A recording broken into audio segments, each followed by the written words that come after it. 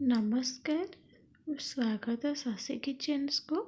आज मुझे नहीं आसी मसाला फिश करी जोटा कि बहुत मसलादार और बहुत टेस्टी भी।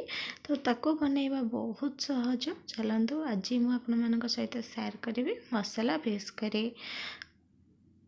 आज मसाला फिश करी फास्ट है माछ जोटा कि मुझे रोही माछ जोटा कि आधा केजी अच्छी। तो तादे आम पकईवा लुण मुझे गोटे रु 1.5 चामच भरी मु लुण पकाऊँची। एठी आम पकईवा किछि हल्दी पाउडर गोटे चामच भली हल्दी पाउडर नवा। एठी ऐड करिबा किछि लंका गुंड मुझे 1.5 चामच भली लंका गुंड व्यवहार करुच्ची। एठी आम व्यवहार करिबा फाळे लेंबू ठारू टिके कम अच्छी आधा केजी ठारू। तो यहाँ देखिए आधा केजी माछ तो से मु फाळे लेंबू ठारू कम नहीं टिके। तो ये मुझे ऐड करी गोटे चामच गरम मसला जोटा कि मु देखई पारिनी। तो गरम मसला ऐड करनी मु सबू मसला को भल भाव मिक्स कर नौची माछरे। माछ को 10-15 मिनट छाड़ीदवा जमती ता मसला सब सोप कर नब बा लेंबूर रस टी भल भाव सोप कर नब। तो से आम 10-15 मिनट भली छाड़ीदवा। तो ये मु रोही माछ व्यवहार करी। आपड़ चाहिए जेकोसी माछ को व्यवहार करें आपण मन पसंदर माछ। एठी मु कौन करना गोटे ढांकुणी नहीं मसला टी भल भाव गली गला ढांकुणी दे देकिना मसला को कले साइड रे। एठी मसला माछ को कले साइड रे। एठी मु नेची किछि मसला जोटा कि मु जो मसला नेची ता देखै नउची। एठी मु नेची देखिए पियाज मु गोटे बड़ साइज पियाज नहीं। एठी नहीं किछि अल्प अदा देखंतु गोटे नहीं चेन्नई भली अदा नहीं। रसुण बहुत सारा कहीं जी पियाज से रसुण नहीं। यदि आपण मानक आहरी रसुण पसंद ताले नहीं पारे किंतु ये बहुत रसुण आवश्यकता। ये नहीं किसी धनिया पत्र बहुत सारा आपण मानक यदि रसुण भी कम पसंद नुह तार कमे भी पारे रसुण।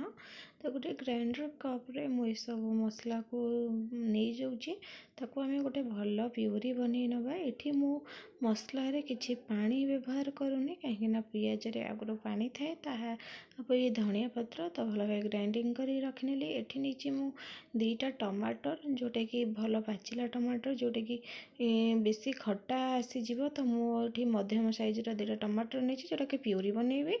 एठी माछटा को मुझे रखी 10-15 मिनट भरी। आपण मान पाखे यदि समय अच्छी 10-15 मिनट भली रखिपारे। जदि समय नहीं सांग सांग करें सेमती किसी भी नहीं जल्दी जल्दी बनी जापर।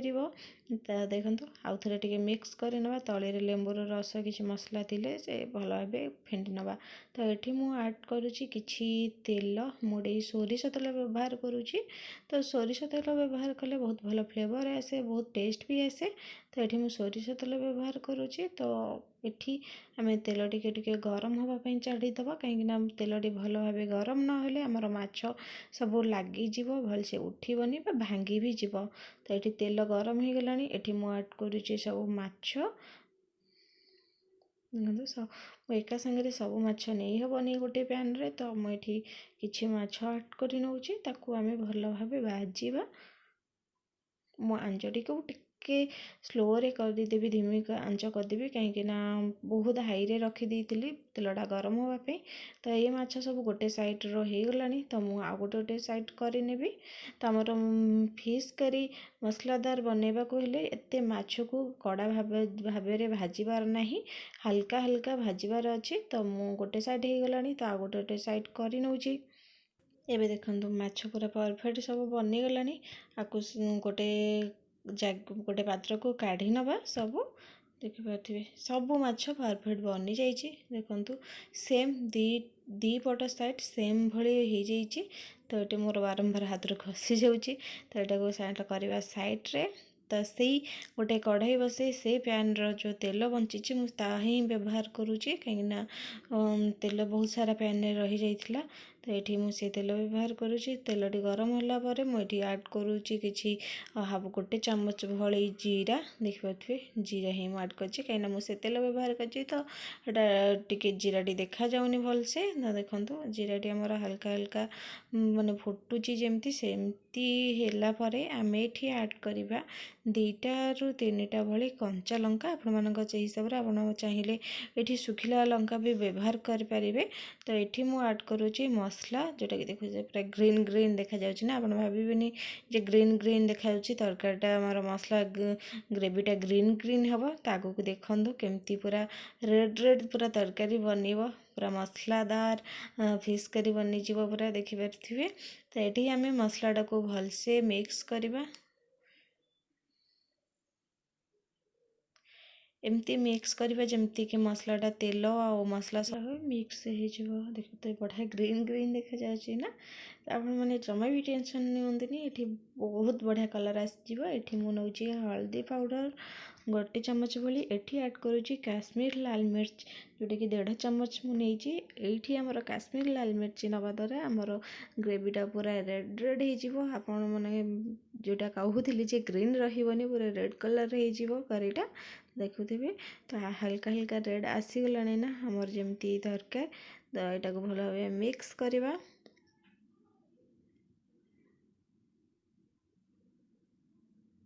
देखो भलसे मिक्स होगा। तो ये आम कौन करवा ना, ये ढांकुणी देदबा। ढांकुणी देकिना 5 ରୁ 6 मिनट भली ढांकुणी दे आम छाड़ 5 ରୁ 6 मिनट हो गला।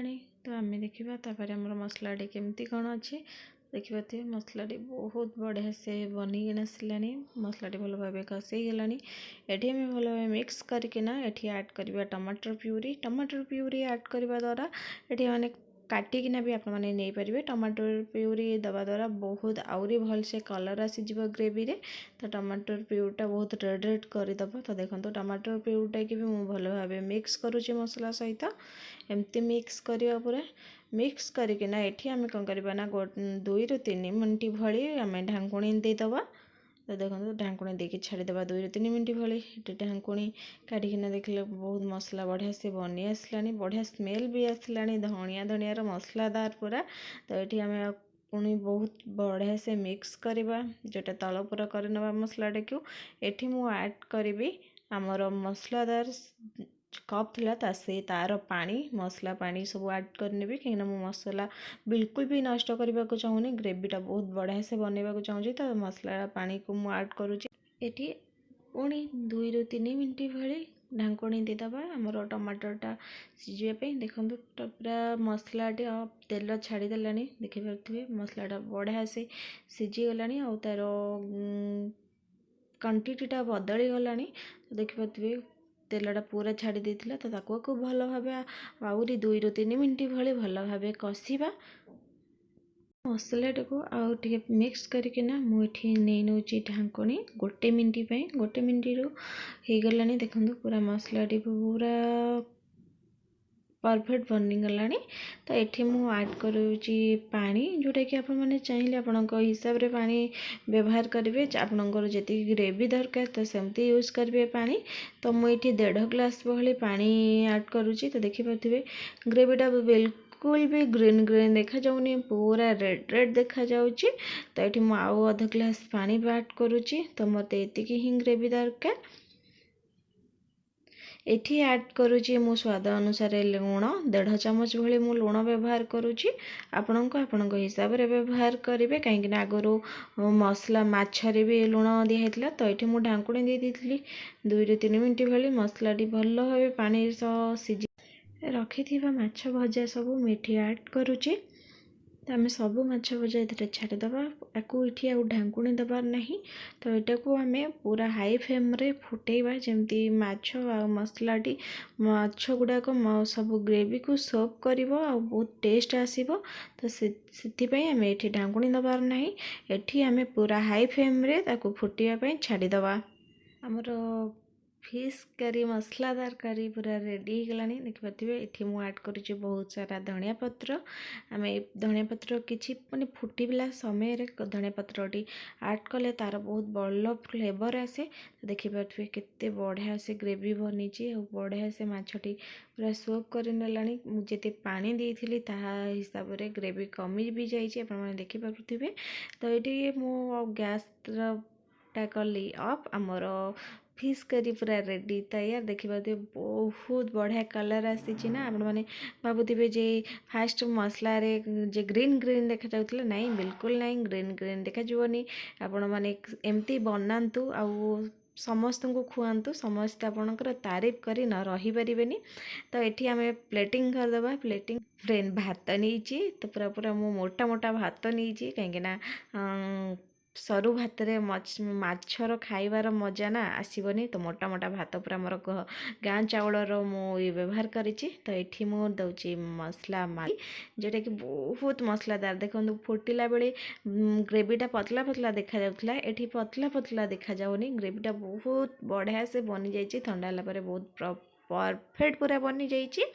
तो एमिति दियंतु समस्त को खुआंतु। तो एठी मु थालीटा पूरा कंप्लीट करने मुझे दौची कि पियाज आ कि लेंबू जोटा कि आमर थालीटा पूरा कंप्लीट करदे आ खाइबार पूरा मजा आसीजिवो।